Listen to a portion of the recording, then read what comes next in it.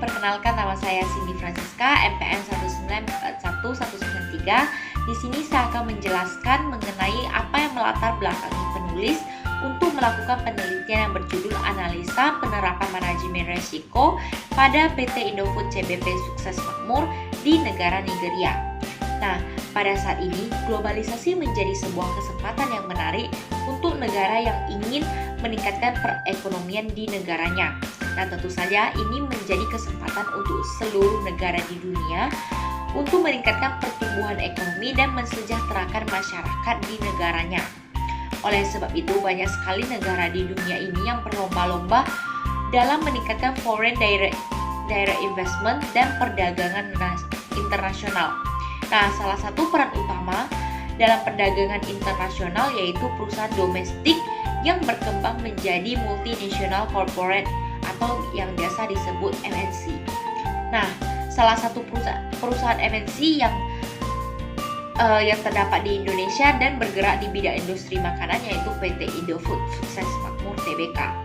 Nah, PT ini didirikan pada tahun 1990 oleh Sudono Salim dengan nama PT Jaya Inti Kusuma. Nah, PT Indofood ini pada tahun 2021 berhasil mengantongi laba bersih sebesar 3,43 triliun sepanjang semester 1 pada 2021 atau naik sebesar 20,8% dari untung bersih periode yang sama pada tahun sebelumnya. Nah, berdasarkan laporan keuangan, kenaikan tersebut sejalan dengan penjualan bersih Indofood yang naik sebesar 20,38%. Nah, semuanya pastinya sudah tahu bahwa mie instan merupakan produk terlaris di PT Indofood ini.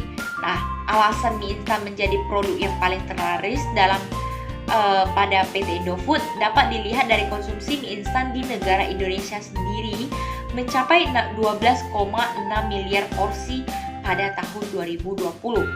Nah, dilansir dari Statista, jumlah tersebut merupakan jumlah terbesar kedua di dunia, sedangkan peringkat pertamanya ditempati oleh negara Tiongkok.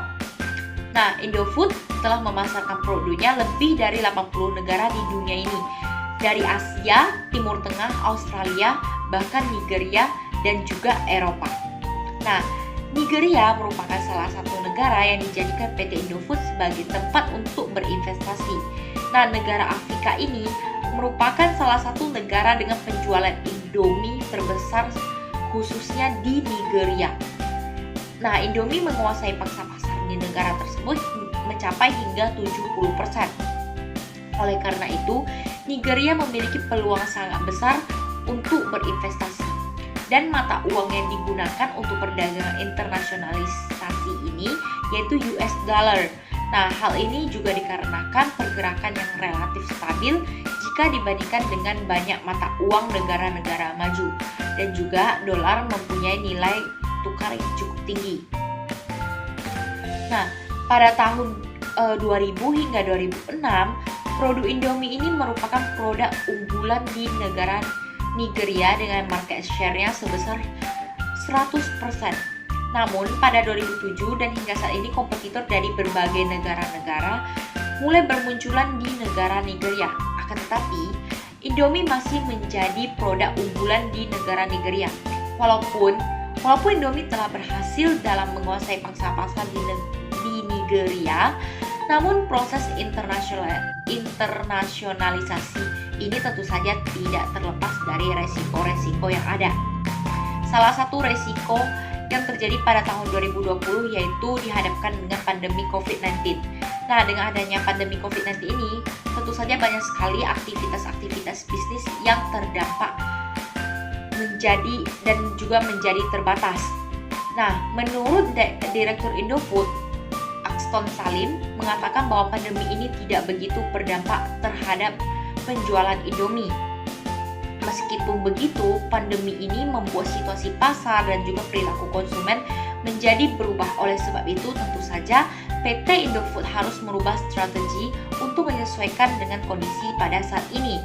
Nah, berdasarkan pemaparan di atas, terdapat indikasi bahwa Indomie ke negara Nigeria sebenarnya cukup sulit dengan berbagai risiko yang ada. Oleh karena itu, peneliti tertarik untuk meneliti PT Indofood CBP Sukses Makmur sebagai merek unggulan di Indonesia yang telah berhasil ekspansi di negara Nigeria. Maka disusunlah penelitian yang berjudul Analisa Penerapan Manajemen Resiko pada PT Indofood CBP Sukses Makmur di negara Nigeria. Baiklah, di sini saya akan menjelaskan mengenai metode penelitian. Nah, teknik pengumpulan data yang dilakukan oleh peneliti yaitu dengan mengumpulkan data dari website resmi PT Indofood CBP Sukses Tbk dan juga website tradingseconomy.com melalui Bank Negara Indonesia dan Nigeria yang merupakan website yang menyediakan hasil statistik dari survei pihak berwenang. Nah, data tersebut bersifat sekunder dikarenakan data dan informasi yang didapatkan merupakan data yang diambil secara tidak langsung. Kemudian teknik analisa data. Nah, dalam penelitian ini teknik analisa yang dilakukan oleh penulis yaitu teknik analisa kualitatif. Nah, berdasarkan data dan informasi yang telah dikumpulkan, penelitian ini akan melakukan analisis dengan melakukan rencana penerapan manajemen risiko dan analisis penerapan manajemen keuangan internasional. Variabel operasional penelitian yang dilakukan oleh penulis yaitu menganalisis rencana penerapan manajemen risiko yang akan dilakukan dengan meneliti variabel-variabel operasional yang berkaitan dengan bisnis risk operasional seperti financial risk, liquidity risk, market risk, credit risk, dan operational risk, dan juga untuk implementasi teori serta teknik dalam pengambilan keputusan. Sedangkan dalam analisa penerapan manajemen keuangan internasional, variabel yang akan dibahas yaitu mengenai suku bunga, inflasi, kurs, tingkat pendapatan, kontrol pemerintah, dan harapan dari pasar. Perkenalkan, nama saya Fernando dengan PN 1941003. Jadi saya akan melanjutkan penjelasannya dan saya akan menjelaskan mengenai hasil dan interpretasi. Jadi yang paling pertama adalah risk identification. Nah, dalam risk identification ini merupakan tahap di mana perusahaan mencari tahu risiko apa yang akan dihadapi. Dan ICBP akan menghadapi beberapa risiko. Yang pertama, secara klasifikasi ada risiko aset finansial, yang kedua likuiditas, yang ketiga risiko pasar, yang keempat risiko kredit, dan yang paling terakhir adalah risiko operasional. Nah, dalam aspek risiko aset finansial, secara garis besar terbagi menjadi dua, yaitu kas dan ekuitas. Berdasarkan laporan keuangan per tahun 2020, PT Indofood CBP Sukses Makmur memiliki aset kas dan setara kas senilai 9.535.418.000 rupiah. Nilai tersebut itu lebih tinggi kalau dibandingkan dengan tahun sebelumnya yang secara kasar itu hanya di angka 8 triliun. Nah, ICBP dalam laporan pada tahun 2020 juga mencatatkan ekuitas perusahaan itu sebanyak 50T, kasarnya 50T. Dan yang merupakan ekuitas lebih tinggi daripada tahun 2019. Untuk resiko likuiditas, secara likuiditas ICBP juga memiliki resiko dibandingkan dengan yang tadi. ICBP melalui laporan keuangan perusahaan tahun 2020 menunjukkan bahwa perusahaan memiliki liability atau liabilitas senilai 53 triliun pada tahun 2020. Perolehannya lebih tinggi kalau dibandingin 2019 yang hanya berada di angka 12T. Nah, berdasarkan data berikut dapat disimpulkan untuk likuiditas ini, resiko likuiditas ini, peningkatan hutang serta kegagalan dalam pembayaran hutang apabila perusahaan tidak mengendalikan liabilitas tersebut dengan baik. Untuk resiko pasar, klasifikasi ketiganya yaitu resiko pasar. Resiko yang pertama itu suku bunga. Perusahaan memiliki potensi terhadap perubahan nilai suku bunga yang ditetapkan oleh bank dan sekuritas. Dan yang kedua itu adalah risiko harga komoditas. Jadi komoditas itu tentunya berpengaruh terhadap perusahaan ICBP. Perusahaan manapun itu pasti terpengaruh. Nah, yang dihasilkan oleh perusahaan memiliki bahan baku menggunakan produk komoditas seperti kacang kedelai, susu, dan lainnya. Itu semua merupakan komoditas yang dipakai oleh PT ICBP. Nah, ketika ada kenaikan harga, maka itu merupakan sebuah resiko juga. Dan yang ketiga adalah resiko terjadinya ketidakstabilan ekonomi. Ketidakstabilan ekonomi pastinya akan menyebabkan penurunan dalam penjualan, dan dari situ itu merupakan resiko juga. Selanjutnya untuk klasifikasi keempat yaitu resiko kredit. Berdasarkan laporan keuangan ICBP ditunjukkan pada tahun 2020, perusahaan memiliki piutang. Piutangnya itu 5T. Perolehan tersebut meningkat jika dibandingkan dengan tahun 2019. Nah, namanya piutang itu pastinya resiko. Ada kemungkinan sebuah piutang tidak akan terbayar. Semakin tingginya sebuah piutang itu akan semakin beresiko. Nah, jadi ICBP memiliki utang 5T pada tahun 2020, sedangkan 2019 hanya 4T.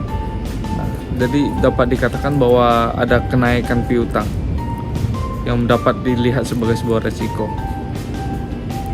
Yang paling terakhir adalah resiko operasional. Jadi resiko operasional itu dapat dikatakan bahwa ICBP juga memiliki potensi menghadapi resiko terhadap aset fisik perusahaan. Nah, misalnya kayak mesin-mesin yang digunakan dalam produksi, gedung-gedungnya dan sebagainya itu dapat rusak atau dapat terbakar dan sebagainya. Semua itu dapat dipandang sebagai sebuah resiko jika tidak dijaga dengan baik. Apalagi seperti bencana alam yang dapat menimpa barang-barang operasionalnya perusahaan.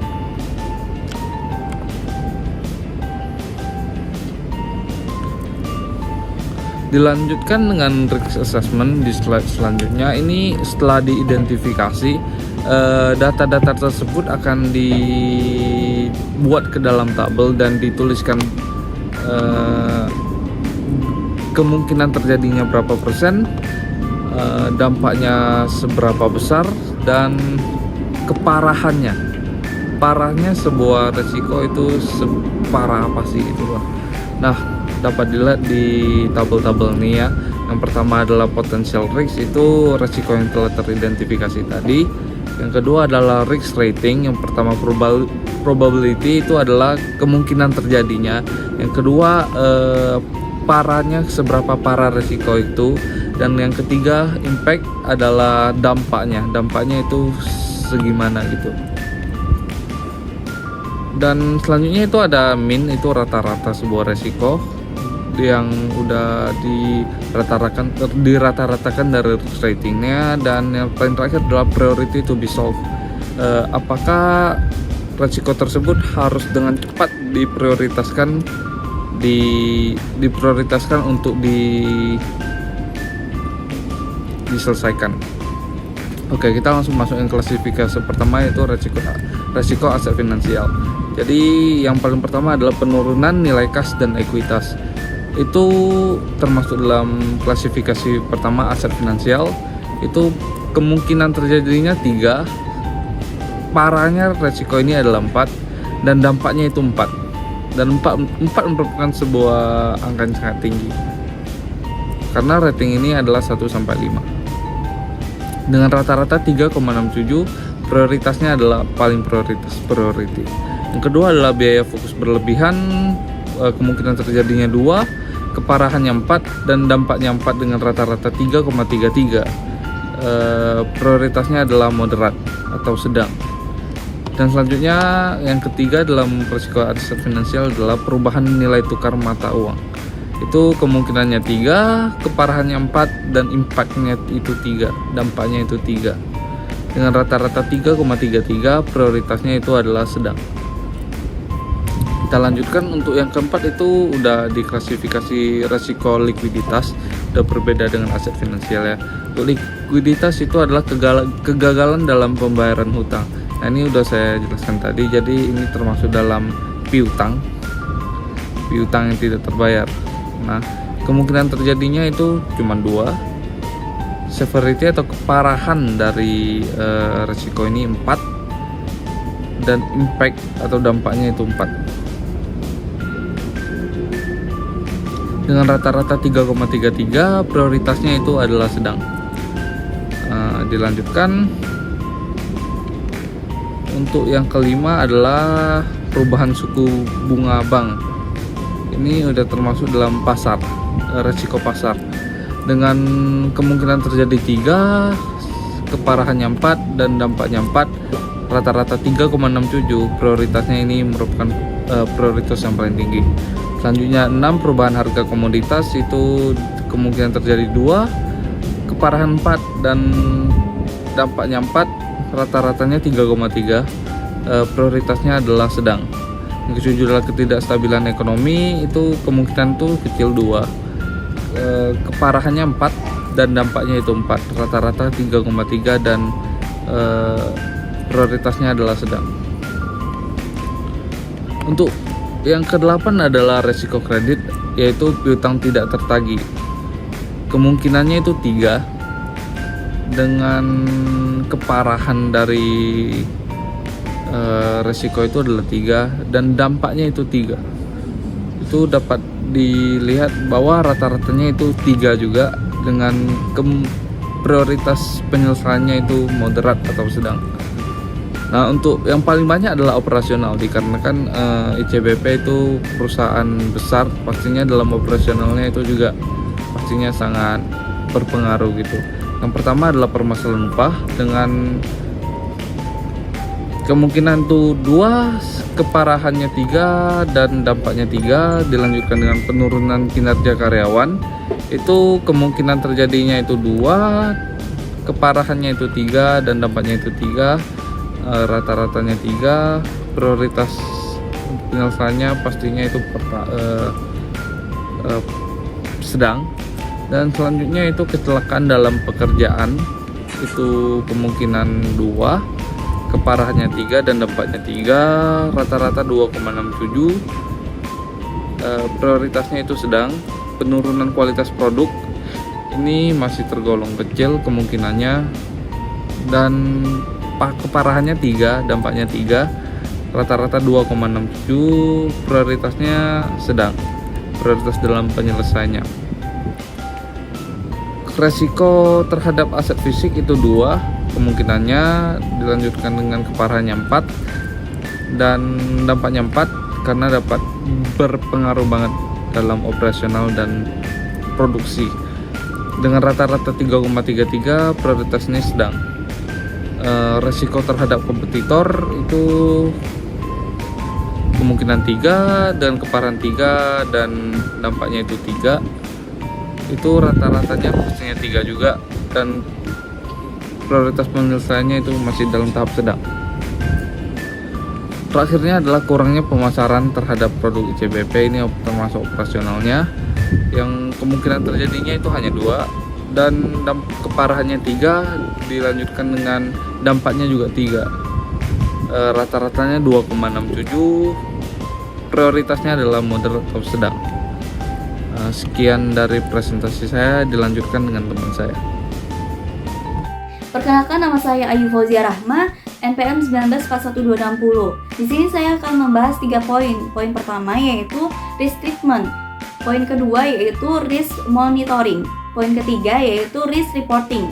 Baiklah, poin pertama, risk treatment, ada 5 risiko. Di mana risiko pertama yaitu risiko aset finansial. Setelah kami analisa, ada beberapa langkah untuk menghindari risiko tersebut. Di mana perusahaan ICBP ini mengalami peningkatan nilai keuangan di tahun 2019 sampai dengan 2020. Nah, untuk menghindari risiko aset finansial, perusahaan ICBP dapat mempertahankan peningkatan nilai keuangan tersebut. Kemudian perusahaan ICBP dapat memanajemen keuangannya dengan cermat dan tepat. Kemudian perusahaan ICBP dapat meningkatkan tingkat penjualan serta penerimaan kas. Kemudian perusahaan ICBP dapat membayar hutang secara rutin. Kemudian perusahaan ICBP dapat menghemat biaya produksi. Lalu kemudian perusahaan ICBP dapat mencadangkan kas mata uang asing. Kemudian dalam segi resiko likuiditas, setelah kami analisa, perusahaan ICBP ini mengalami peningkatan nilai hutang di tahun 2019 sampai dengan 2020. Nah, dalam penilaian risiko itu termasuk jarang, namun ketika risiko tersebut terjadi maka akan menimbulkan tingkat keparahan yang tinggi dalam jangka waktu yang panjang.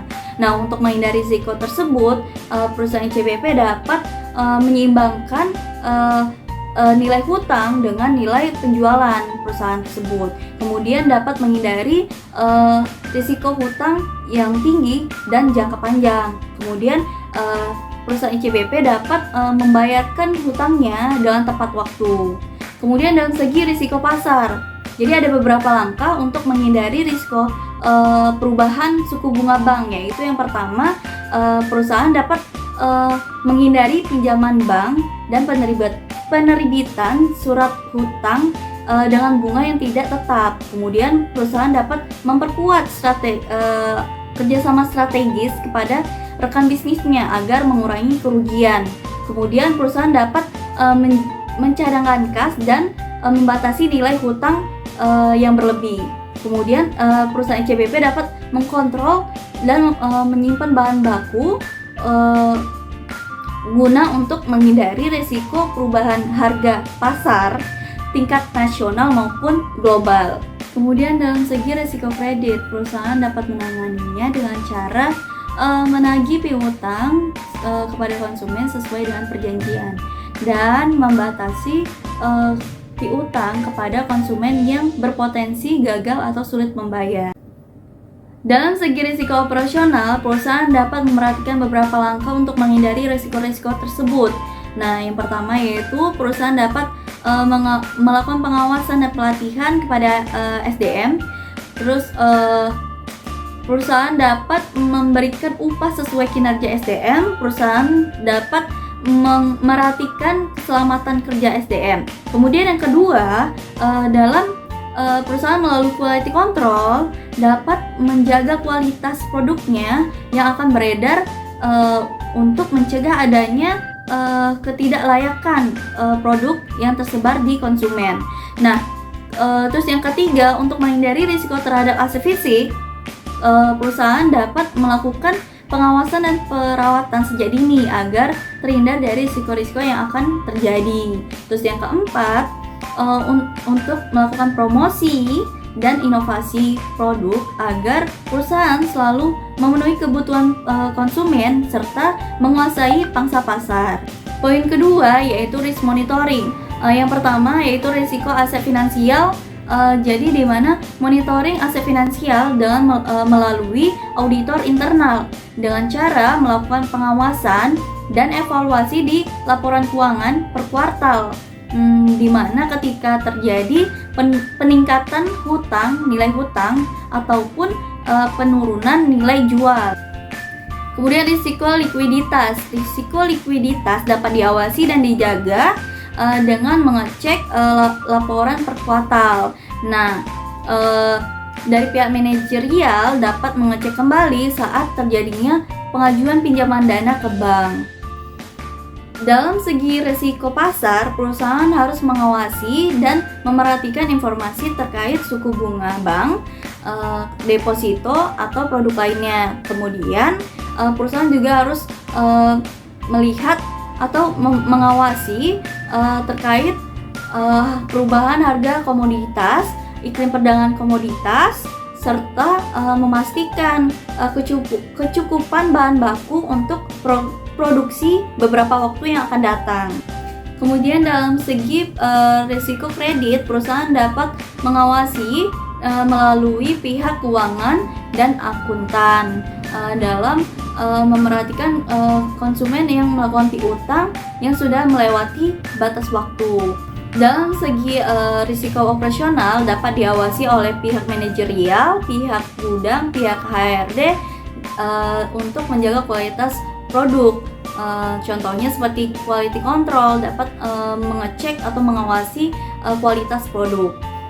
Poin ketiga yaitu risk reporting, yang mana oleh pihak terkait sebaiknya melakukan pelaporan setiap bulan kepada pihak berwenang untuk dilakukannya pencegahan atau penanganan kepada risiko-risiko yang kemungkinan terjadi.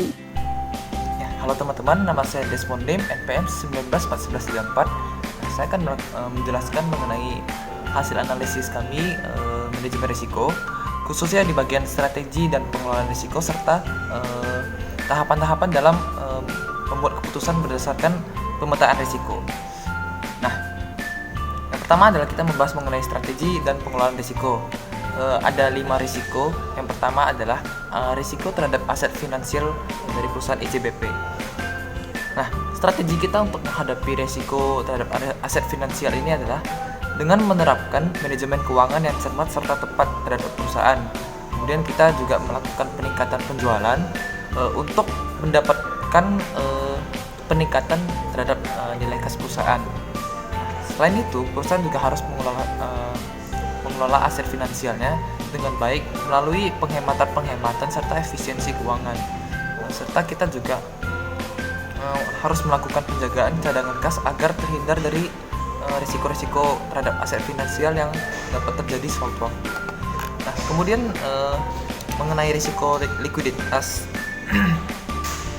kita menerapkan strategi berupa pembatasan dan penggunaan dana hasil hutang dengan seefisien mungkin. Nah, hal ini dilakukan dalam upaya untuk mengelola likuiditas perusahaan. Kita juga harus lebih cermat ketika akan menerbitkan surat hutang atau obligasi, atau kita melakukan pinjaman-pinjaman kepada bank dengan memperhatikan fungsi atau tujuan dari dana hasil pinjaman tersebut. Nah, selain itu kita juga harus melakukan penjualan serta memiliki perputaran uang yang baik, cash flow yang baik. Hal itu dilakukan supaya kita terhindar dari risiko-risiko likuiditas yang mungkin akan terjadi. Nah, kemudian dalam risiko pasar, ICBP melakukan kontrol terhadap hutang dan perhatian terhadap harga komoditas secara berkala. Kemudian kita memperhatikan tingkat suku bunga bank serta memperhatikan stabilitas ekonomi baik secara nasional maupun stabilitas ekonomi global. Nah, hal-hal itu kita lakukan secara berkala. Kemudian perusahaan juga harus melakukan pembayaran hutang sesuai dengan kesepakatan kontrak hutang yang telah dilakukan. Kemudian kita juga harus menjaga cadangan kas agar cukup serta memiliki persediaan bahan baku produksi yang cukup untuk beberapa waktu ke depan untuk menghindari terjadinya risiko-risiko tersebut, risiko pasar. Kemudian dalam risiko kredit, kita menerapkan strategi untuk mengelola piutang serta kontrol terhadap piutang dengan cermat. Nah, rekan bisnis kita juga biasanya dalam hal ini adalah distributor atau yang pihak-pihak yang menjual produk kita. Nah, mereka juga harus memiliki komitmen terhadap perusahaan, terhadap ICBP dalam bentuk kontrak kerjasama, khususnya di bidang keuangan atau permasalahan hutang piutang. Nah, hal ini dilakukan untuk menghindari terjadinya kegagalan bayar antara rekan bisnis kita dengan terhadap perusahaan. Nah, terlebih ketika terjadi sebuah risiko kredit, maka sistem keuangan perusahaan kita akan terganggu dan berdampak pada sebagian besar perusahaan. Kemudian yang terakhir adalah mengenai risiko operasional. Risiko operasional yang pertama secara umum adalah mengenai SDM atau tenaga kerja. Nah, perusahaan melalui HRD harus memperhatikan sistem tenaga kerja dengan baik. Nah, strategi yang kita terapkan adalah melakukan pelatihan dan penilaian kinerja karyawan secara berkala.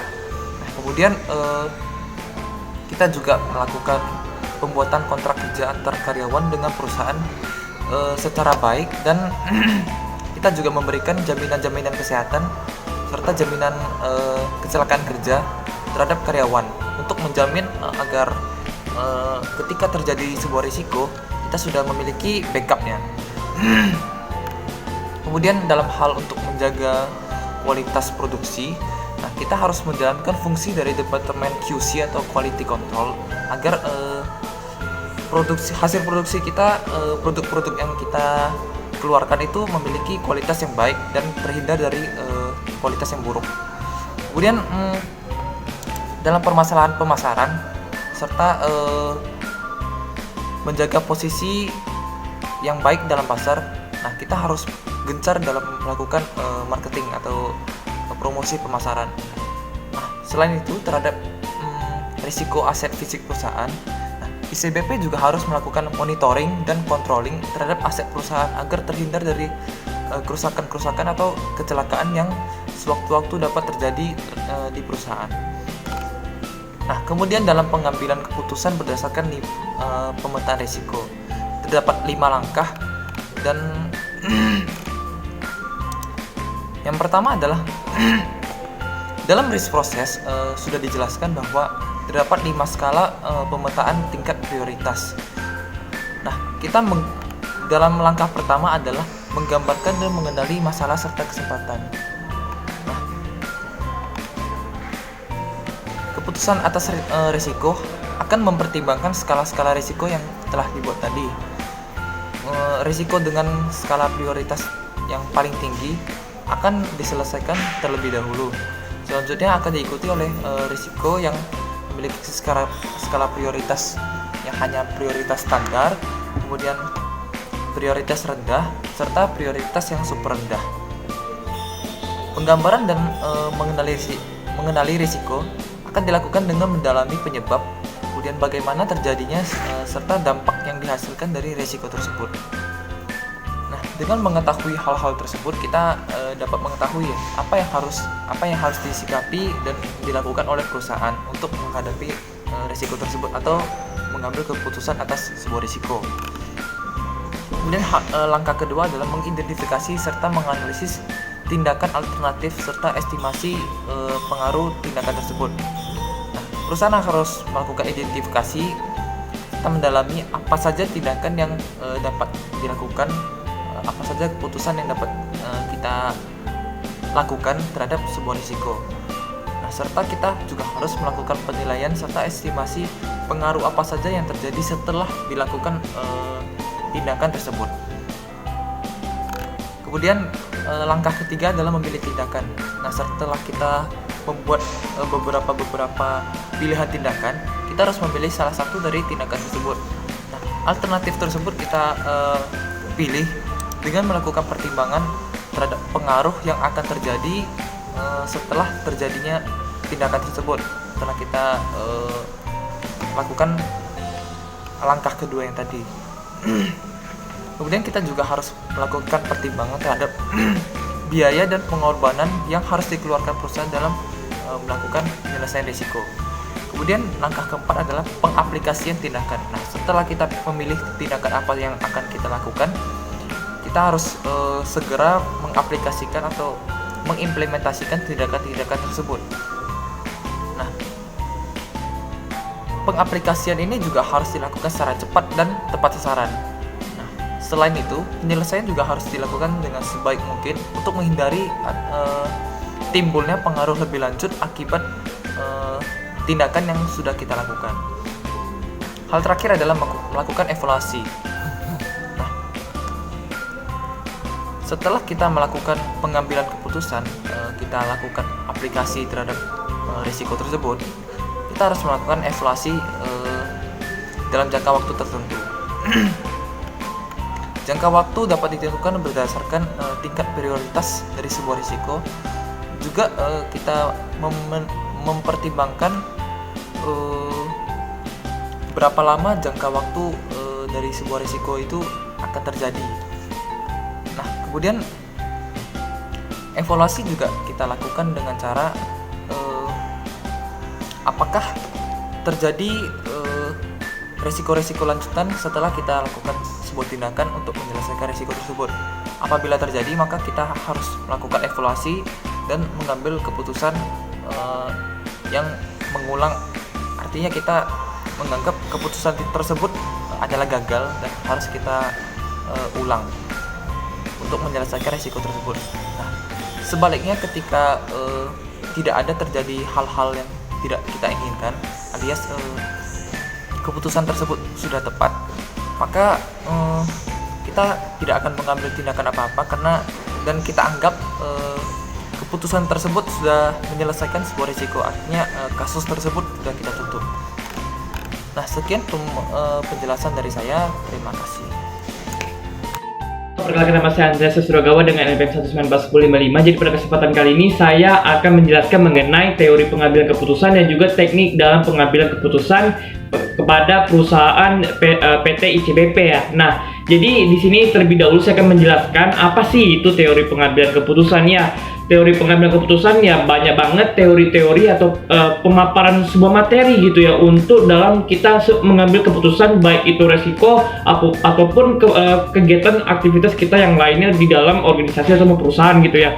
Nah, jadi dalam teori pengambilan keputusan ini terdapat 4 jenis. Ya, yang pertama adalah penilaian situasi atau situational approach. Ya, kalau penilaian situasi atau situational approach ini tahap di mana kita mempelajari masalah yang sedang kita hadapi. Nah, lalu keputusan apa yang bakal kita ambil untuk kita pecahkan masalah itu. Nah, lalu kita pertimbangkan apakah keputusan yang kita ambil tersebut akan menimbulkan akibat atau potensi di masa yang akan datang. Nah, kemudian kedua adalah analisis masalah atau problem analysis. Nah, jadi di tahapan ini dilakukan agar kita dapat melihat nih dengan jelas sebenarnya permasalahan apa yang sedang kita hadapi, serta kita memilah, kita pilih-pilih dengan jelas informasi mengenai permasalahan yang ada, dan selanjutnya agar dapat kita lakukan pengambilan keputusan nih yang lebih tepat dan lebih baik. Nah, yang ketiga adalah analisis keputusan atau decision analysis. Nah, jadi pada tahap yang ketiga ini, teori ketiga ini, pada tahap ini kita juga akan melakukan menganalisa ulang mengenai keputusan yang bakal kita ambil dengan melihat ke depannya atau melihat dari pandangan vision kita, apakah ada dampak atau ada pengaruh dari pengambilan keputusan ini, apa tujuannya dan resikonya yang bakal timbul. Dengan kita mempertimbangkan kembali setiap keputusan yang kita ambil, maka diharapkan kita sudah mengambil keputusan yang paling tepat ya, udah paling final gitu. Nah, yang keempat, yang terakhir adalah analisis persoalan atau potential problem analysis. Jadi pada tahapan ini kita melakukan setelah pengambilan keputusan sebelumnya yang melalui tahap ketiga dalam benar-benar solusi ini untuk permasalahan yang ada, maka selanjutnya kita harus mempertimbangkan apakah akan ada konsekuensi atau dampak atau pengaruh yang bakal timbul setelah pengambilan keputusan ini, dan kita harus berorientasi nih ke masa depan atau di waktu yang akan datang. Nah, jadi langsung saja kita langsung ke tahap yang pertama. Di sini kami dalam 4 teori ini dari kelompok kami akan menganalisa 5 risiko, yaitu risiko aset finansial, risiko likuiditas, risiko pasar, risiko kredit, dan terakhir adalah risiko operasional dari PT ICBP. Oke, yang pertama saya akan menyampaikan mengenai teori pengambilan keputusan dari yang pertama tadi, situational approach. Nah, di sini kan ada risiko aset finansial. Ya, jadi kalau risiko aset finansial ini, situational approach itu gimana? Jadi ICBP itu kerap kali tidak menjauh nih dari namanya masalah aset finansial atau risikonya gitu, dimana hal ini selalu berkaitan dengan setiap dana dan modal dari perusahaan guna menjalankan kegiatan operasional nih dari PT ICBP ini. Nah, yang kedua adalah risiko likuiditas. Jadi ICBP dalam hal ini ada kemungkinan nih bakal bertemu dengan setiap kesulitan dari keuangan, terutama waktu memenuhi utang mereka atau kewajiban mereka serta komitmen mereka secara kontraktual dalam membayarnya gitu ya. Yang ketiga adalah risiko pasar atau market risk gitu ya. Nah, di sini ICBP bakal selalu menghadapi risiko-risiko yang bakal ada di pasar, seperti perubahan suku bunga di bank, harga komoditas yang berubah-ubah, dan ekonomi negara yang tidak stabil di negara kita. Jadi setiap risiko itu dapat dijadikan dan dikatakan ya sebagai risiko paling utama bagi perkembangan perusahaan ICBP ini. Nah, selanjutnya berikutnya adalah risiko kredit atau credit risk. Jadi di sini ICBP itu mengharuskan menggunakan prosedur kredit bagi semua pelanggan yang untuk melakukan pembelian gitu ya, jadi bila mana ICBP ini akan melakukan penjualan, pasti tentunya ada konsumen yang ingin melakukan pembayarannya tunda atau ngutang dulu gitu ya istilahnya. Jadi ada piutang bagi ICBP. Nah, jadi kalau bagi yang ingin penjualan ekspor, maka ICBP itu mengharuskan pembayarannya dengan menyerahkan dokumen kepemilikan dari si pembeli tersebut agar ditahan terlebih dahulu. Nah, yang terakhir adalah risiko operasional. Nah, operational risk di sini mengarah kepada kegiatan operasional, baik itu produksi, penjualan, dan sebagainya. Jadi risiko ini penting untuk diamati agar kelancaran dalam kegiatan ICBP ini berjalan sesuai dengan tujuan dari perusahaan. Oke, nah selanjutnya kita akan membahas mengenai problem analisis ya. Jadi kita mulai dulu dari risiko aset finansial. Nah, kalau dari risiko aset finansial ini ya seperti kita ketahui ya ada penurunan nilai kas dan ekuitas dari PT CBP, kemudian ada biaya produksi yang berlebihan, dan juga adanya perubahan nilai tukar mata uang nih yang selalu berfluktuasi dari mata uang kita dengan mata uang negara asing. Nah, selanjutnya ada risiko likuiditas. Jadi risiko likuiditas ini lebih ke kemampuan perusahaan ya dalam membayar setiap hutang-hutangnya yang dimana pinjam untuk modal mereka dalam kegiatan atau belanja dari perusahaan ICBP, maka harus tepat waktu, harus dilunasi. Dan selanjutnya ada risiko pasar. Nah, kalau di risiko pasar ini ya seperti kita ketahui di pasar itu ada perubahan suku bunga dari bank, kemudian ada perubahan harga komoditas atau bahan baku, dan yang terakhir adalah ekonomi dari negara kita yang tidak stabil sehingga dapat mempengaruhi kegiatan di pasar kita maupun di pasar modal kita gitu ya. Nah, selanjutnya adalah risiko kredit. Jadi di risiko kredit ini ya risiko kredit ya seperti konsumen yang melakukan utang ya terhadap PT CBP. Ya seringkali ini terjadi sehingga dari PT CBP sendiri pun harus memberikan piutang ya kepada konsumen yang ingin melakukan belanja di PT ini gitu. Nah, selanjutnya adalah risiko operasional ya. Risiko dari operasional ini banyak banget ya selama kegiatan aktivitas dari PT ICBP. Nah, itu ada dari permasalahan upah. Nah, ini saya jabarkan dulu dari masalah karyawannya ya. Itu ada permasalahan upah, tuntutan kenaikan gaji, penurunan kinerja atau kualitas dari karyawan, kecelakaan dalam pekerjaan. Nah, ini semua yang dari karyawan ini itu terjadi karena SOP tidak dijalankan dengan baik dan benar gitu, sehingga dapat mempengaruhi ke produk lagi nih. Tadi kan karyawan sekarang produk ya, sehingga menurunkan menjadi penurunan kualitas dari produk, berubah-ubahnya produk dari segi rasa, kemasan ya, bentuk dan sebagainya, sehingga membuat bahan baku yang kita berubah itu pun menjadi naik. Itu pun kalau sukses ya perubahannya. Dan risiko terhadap aset fisik juga ya, aset fisik, sehingga bisa mempengaruhi kelancaran dalam perusahaan. Dan terakhir adalah risiko terhadap kompetitor kita nih, kompetitor perusahaan sejenis kita, karena kurangnya pemasaran dan penawaran yang lebih intens gitu ya terhadap produk-produk yang dikeluarkan oleh CBP. Lanjut ke decision analysis. Nah, kalau decision analysis ini kan ada analisis keputusan gitu yang udah kita ambil. Nah, jadi di sini ada dua, yaitu keputusan terprogram sama keputusan tidak terprogram. Nah, kalau keputusan terprogram itu apa? Keputusan terprogram itu masalahnya sudah direncanakan nih, udah dicegah, udah di forecasting jauh-jauh hari, sehingga keputusan-keputusan itu bisa dibentuk dalam sebuah program ya. Kalau sedangkan keputusan tidak terprogram itu sebaliknya, masalah yang datang itu secara mendadak atau tiba-tiba, sehingga tidak terpikirkan sebelumnya untuk menyelesaikan masalah ini atau membentuk program untuk menghadapi masalah ini gitu. Nah, langsung saja, jadi di sini ada ya, kita masukkan ke dalam 5 risiko ini. Yang pertama adalah risiko aset finansial. Jadi kalau risiko aset finansial ini adalah keputusan terprogram, karena ya seperti kita ketahui namanya masalah keuangan tidak bisa main-main gitu untuk menentukan penambahan kas dan ekuitas kita ya, paling utama itu di masa depan nanti. Nah, selanjutnya ada risiko likuiditas, keputusan terprogram ya, karena kalau kita tidak membayar utang ya, utang jangka panjang kita atau jangka pendek kita, maka itu bisa membuat perusahaan kita ini ya nggak bagus nilai di pasar modal, sehingga ini harus disusun bagaimana mencegah kita agar kita bisa liquid ya perusahaan kita gitu. Selanjutnya ada risiko pasar. Nah, kalau risiko pasar ini kan kita nggak ketahui ya, perubahan-perubahan itu sering terjadi secara mendadak atau fluktuasi. Nah, jadi ini dapat dikatakan keputusan tidak terprogram. Kalau risiko kredit juga keputusan terprogram, karena ya kita udah susun program-program apa saja kepada konsumen kita yang tidak melakukan pembayaran dengan tepat waktu. Maka bisa juga nih PT CBP menempuh jalur hukum. Nah, itu juga udah ditentukan program-program dari mereka untuk mengatasi masalah konsumen yang tidak mengindahkan. Nah, terakhir ada risiko operasional, itu keputusan terprogram.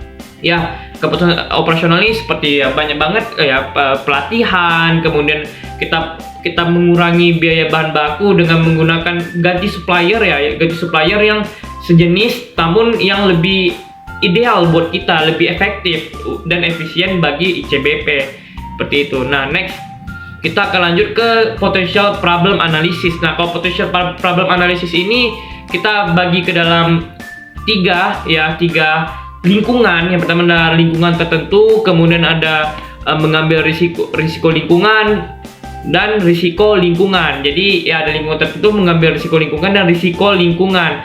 Nah, jadi kalau di risiko aset finansial ini kategorinya itu lingkungan tertentu. Nah, bisa dikatakan demikian karena terdapat potensi yang besar nih sering terjadi seperti penurunan nilai kas dan ekuitas, di mana risiko itu juga harus diberi perhatian demi menjaga pendapatan perusahaan kita tidak menurun dan dengan nilai yang besar mampu memberikan pandangan yang baik pula kepada para investor. Nah, kemudian risiko likuiditas itu kategorinya mengambil risiko lingkungan. Nah, maksudnya apa? Bisa dikatakan demikian itu karena menjadi perhatian itu adalah utang jangka panjang kita, yaitu pokok pinjaman dan beban bunga di masa depan kita. Nah, selanjutnya adalah risiko pasar. Nah, kalau risiko pasar ini kategorinya risiko lingkungan. Nah, risiko lingkungan itu dikatakan demikian ya sebab adanya perubahan suku bunga dari bank, fluktuasi harga komoditas, dan ekonomi negara kita yang keuangannya tidak stabil gitu. Nah, risiko kredit ini masuk ke dalam lingkungan tidak pasti. Ya, kalau lingkungan tidak pasti di sini dikatakan demikian karena tidak melangsungkan pembayarannya dalam jangka waktu yang sudah ditentukan oleh PT CBP atau jatuh tempo bagi konsumen ataupun pelanggannya. Nah, terakhir adalah risiko operasional, ini masuk dalam kategori risiko lingkungan. Ya, bisa dikatakan demikian karena operasionalnya nih dari karyawan, produksi, penjualan, peralatan, dan lain-lain sebagainya seperti itu. Nah, next kita masuk ke teknik pengambilan keputusan. Tapi sebelum kita masuk ke penjabarannya ya dari setiap risiko tersebut, maka kita harus ketahui dulu nih risiko itu kita bisa kategorikan dalam beberapa pemecahan nih. Jadi ada pemecahan dan juga tekniknya. Nah, kalau pemecahan di sini itu adalah deterministik, yaitu setiap kejadian yang diyakini secara filosofis sih, secara mendasar karena terdapat beberapa keharusan yang tidak dapat bisa kita hindari. Nah, sedangkan probabilistik itu adalah kejadian yang terpilih nih, dipastikan memiliki peluang yang sama dari setiap permasalahan yang ada. Nah, yang ketiga adalah tidak diketahui ya, kejadian ini tidak dapat kita ketahui atau kita tidak bisa dapati gitu. Terakhir adalah tergantung tindakan dari pesaing. Nah, itu untuk pemecahannya. Nah, selanjutnya ini ada teknik yang kita gunakan ya. Teknik kita gunakan ada maksimum dan minimum. Ya, ini maksimum ini kita bakal mencari nilai yang tertinggi untuk kita cari tahu apakah dari nilai tertinggi ini kita bakal untung atau tidak. Nah, demikian juga untuk minimum. Dari nilai minimum kita cari nilai terendah ya dari perhitungan kita, analisis kita, sehingga kita bisa cegah nih kalau dari nilai rendah ini kita bakal terjadi demikian. Nah, kita bisa dapat mencegah dari nilai yang rendah tersebut. Seperti itu. Nah, next ini ada decision analysis. Oke, selanjutnya ada decision tree ya. Jadi di decision tree ini merupakan sebuah pola atau fungsi-fungsi yang ditentukan agar kelas dan dari data-data dari satu dengan yang lainnya itu bisa dideskripsikan, bisa disampaikan dan bisa dipisahkan ya guna data yang belum ada kelas data tertentunya tersebut bisa diprediksi. Nah, selanjutnya ada game teori nih. Kalau game teori ini lebih ke arah ke pesaing ya. Nah, jadi analisis keputusan dalam lingkungan ini lebih ke arah konflik di mana pembuat keputusan itu harus rasional, responsif, dan terpapar dari berbagai peristiwa yang udah dihadapi secara aktif untuk bersaing nih ya dengan para pesaing tadi dengan membuat keputusan lain yang berusaha memenangkan dari persaingan yang kita hadapin ini. Nah, selanjutnya ada linear programming. Atau linear programming ini sumber daya yang terbatas ya dari perusahaan kita, ya kita alokasikan dengan cara yang terbaik agar sasaran yang diinginkan itu atau tujuan dari perusahaan itu bisa tercapai. Nah, selanjutnya ada model antrian. Nah, dikatakan model antrian itu karena berbagai kemungkinan hasil yang akan diberikan perkiraannya nih dari setiap perubahan atau manipulasi terhadap sistem yang kita jalankan. Nah, selanjutnya ada model network ya. Dipakai model ini agar setiap kegiatan kita itu relatif kompleks nih. Yang relatif kompleks dan temporer itu bisa direncanakan, diawasi atau dikontrol, kemudian bisa dijadwalkan. Yang terakhir ini ada analisa Markov. Jadi keputusan dan rekomendasinya itu tidak diberikan.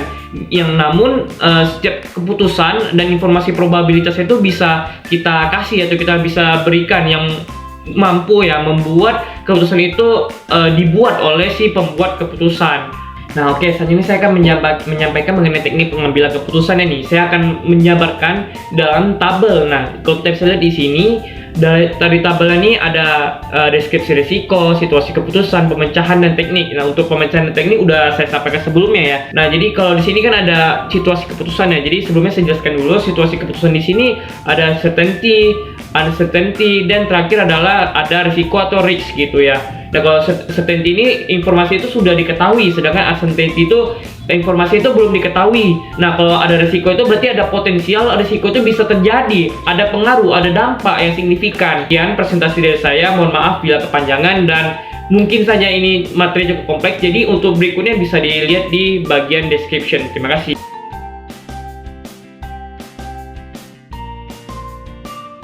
Baiklah, di sini saya akan menjelaskan mengenai kesimpulan dan saran. Kesimpulan. Nah, aset dari financial ICBP tergolong memiliki nilai tinggi dan meningkat dari tahun ke tahun. Berdasarkan analisis penulis, ICBP ini memiliki nilai resiko penurunan nilai kas dan ekuitas. Penurunan tersebut dapat terjadi sewaktu-waktu apabila terdapat kesalahan dalam pengelolaan keuangan perusahaan. Selain itu, ICBP juga memiliki risiko likuiditas berupa peningkatan liabilitas dan risiko gagal bayar terhadap hutang apabila perusahaan tidak bisa mengendalikan liabilitas dengan baik. Nah, sesuai dengan data yang disajikan dari penelitian risk assessment, ICBP ini memiliki tingkat keamanan risiko yang tergolong cukup tinggi. Nah, tetapi risiko merupakan hal yang tidak bisa diprediksi oleh perusahaan manapun, bahkan oleh siapapun itu. Nah, ICBP hanya memiliki 3 kemungkinan risiko yang tinggi, di mana kemungkinan lain memiliki kemungkinan yang lebih rendah. Beberapa langkah yang dapat diterapkan untuk menghindari risiko ini yaitu dengan manajemen keuangan yang cerdas, cermat dan juga tepat. Kemudian meningkatkan penjualan dan penerimaan kas, kemudian pembayaran hutang dengan rutin dan menghindari penunggakan utang. Nah, dalam menghadapi risiko nilai tukar, perusahaan dapat menjaga dan meningkatkan cadangan kas mata uang asing. Untuk menghindari dan mengatasi risiko perubahan harga komoditas, ICBP dapat melakukan kontrol dan pencadangan bahan baku produksi agar dapat bertahan dalam beberapa bulan ke depan. Nah, sedangkan dalam risk process terbagi menjadi 5 skala pemetaan tingkat prioritas dalam menyelesaikan sebuah risiko. Nah, yang pertama itu menggambarkan dan menganalisa masalah serta kesempatan. Yang kedua yaitu mengidentifikasi dan menganalisis tindakan alternatif serta melakukan estimasi pengaruhnya. Kemudian yang ketiga yaitu memilih tindakan, dan keempat yaitu mengaplikasikan tindakan tersebut. Serta yang terakhir yaitu melakukan evaluasi. Nah, sebelum memasuki tahap berikutnya dalam pengambilan keputusan, setiap risiko dari ICBP ini akan dianalisa dengan menggunakan teori pengambilan keputusan. Nah, teori pengambilan keputusan yang pertama yaitu penilaian situasi, yang kedua merupakan analisis masalah, yang ketiga analisis keputusan. Nah, pada tahap ketiga ini kita harus menganalisa ulang mengenai keputusan yang akan kita ambil. Dan kemudian teori yang terakhir yaitu analisa persoalan potensial. Tahapan ini dilakukan setelah pengambilan keputusan dan penerapan solusi untuk permasalahan yang ada. Maka selanjutnya harus mempertimbangkan apakah akan ada konsekuensi yang akan ditimbulkan. Kemudian untuk saran. Nah, adapun saran yang ingin penulis sampaikan yaitu yang pertama, dalam keberlangsungan perusahaan, ICBP menghadapi banyak risiko mulai dari internal maupun eksternal. Nah, risiko yang teridentifikasi juga merupakan risiko yang cukup beragam, mulai dari ketenaga kerjaan, keuangan, serta pasar. Nah, untuk meminimalisirnya, ICBP dapat menguatkan manajemen risiko dengan menambahkan departemen khusus penanganan risiko. Kemudian yang kedua, dikarenakan beragamnya risiko, pastinya setiap departemen mulai dari keuangan yang harus mengatur nilai tukar, ketenaga kerjaan yang harus mengatur para karyawan, dan kemungkinan tuntutan legal, dan juga marketing dalam menghadapi kompetitor pasar. Nah, alangkah baiknya departemen penggunaan risiko ini dibangun. Kemudian yang ketiga, dalam risiko yang dapat diasuransikan, maka perusahaan dapat melakukan persiapan dengan membeli asuransi. sehingga risiko akan kerugian dalam bentuk keuangan dapat ditutupi. Sekian, terima kasih.